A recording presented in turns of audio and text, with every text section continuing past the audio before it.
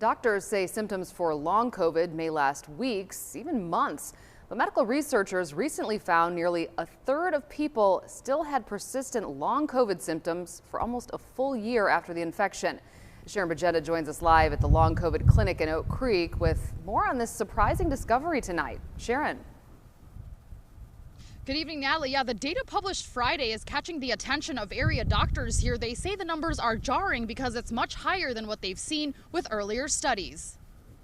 Some people have coined the long haul phenomenon as like a second pandemic. In the study on JAMA Network, nearly 85% of participants only had mild COVID illness at first. The most common symptoms of long COVID observed was fatigue, loss of taste and smell, and brain fog. This report where you got 30% of people that are lasting up to 9 months is quite striking. Debilitating fatigue that prevents one from returning to their baseline function level. So far, more than 28 million cases of COVID has been reported in the U.S., but doctors say even if only a small percentage of people have long COVID, it's still a massive number that could produce hefty consequences. The healthcare impacts are significant, just the cost of evaluations and management, but the economic implications of people missing work are, I think, astounding.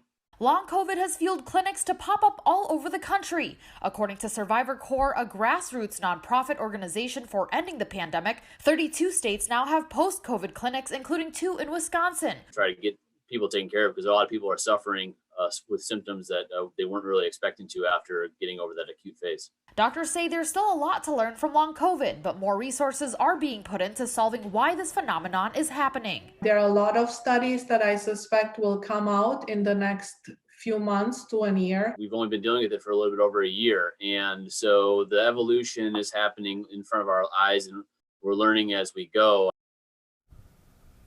While there is no magic pill to treat long COVID, Dr. O'Toole says it's still important to seek medical help because there are treatments available for those various symptoms of long COVID. Reporting live in Oak Creek, Sharon Bajenda, CBS 58 News.